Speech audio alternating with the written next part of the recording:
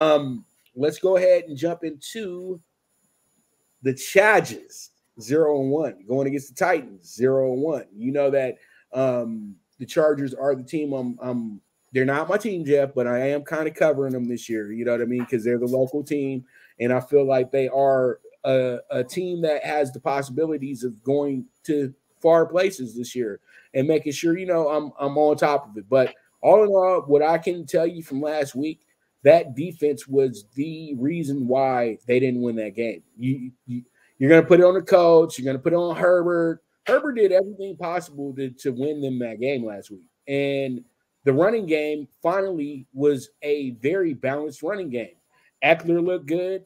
Josh Kelly looked good. You had said his name, but I knew you meant Josh Allen. You had mentioned Josh Kelly, but he was balling last week. He did pretty good. He scored a touchdown. We didn't get any Elijah Dotson in there, and I think that he might be inserted into some things next week.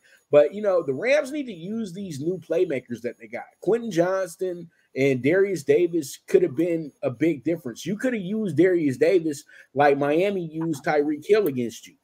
And I feel like maybe Kellen Moore is a little bit too conservative coming into this role early because he doesn't have to be as cute with the Chargers as he was with the Cowboys, because the Cowboys, he has a micromanager with the Cowboys. In LA, he doesn't have that. He's damn near like a head coach. And so you gotta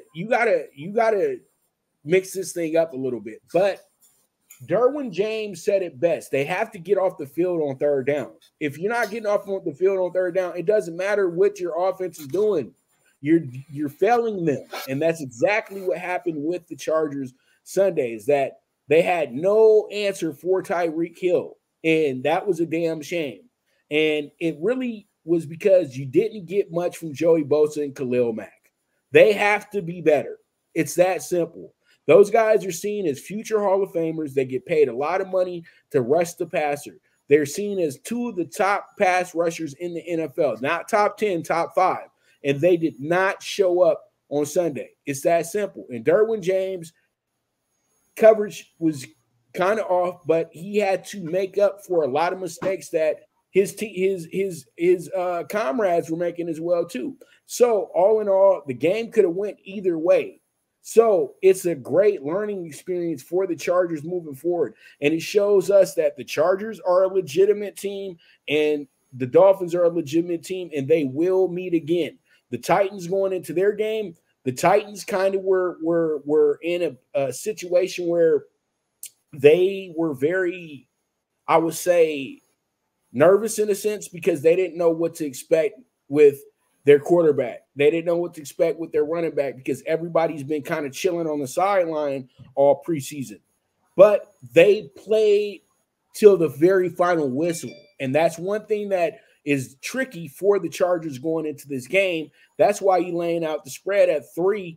But the way that the talent looks on the board, you would want the Chargers at 5.5, 6. But the Chargers aren't one of those teams yet. So having them at 3 is a pretty good look. But I'm going to keep it real with you, Jeff. I say that you can't do anything spread-wise with the Chargers if you like them.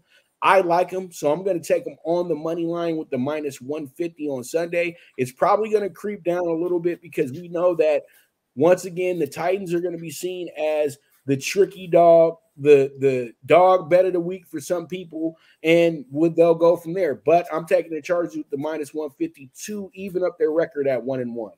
Your thoughts?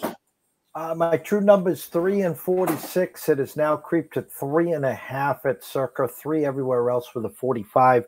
If you were watching the Titans game, they got robbed. They were up 3, and the Saints were driving, and they got a strip sack on. Actually, it was a bare hand throw by Derek Carr.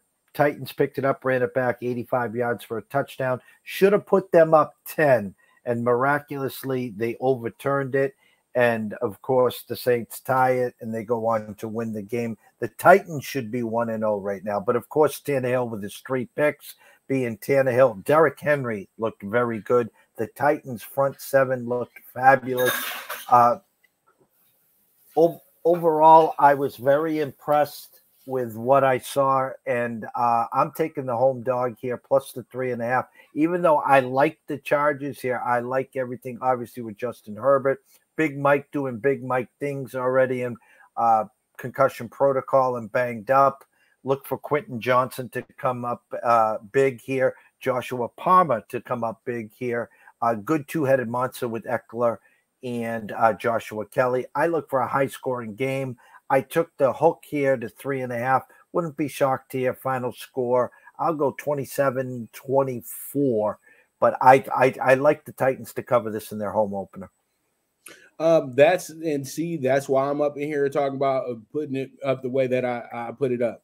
Chargers just win straight up because they'll win this game by 1 or 2 or 3 and really irk you.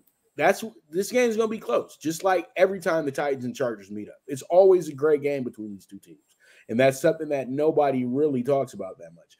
But with that, we're going to go ahead and take another quick commercial break, and when we get back, we got late games to talk about, and we got Jeff's favorite coming up first too as well, Mr. Patrick.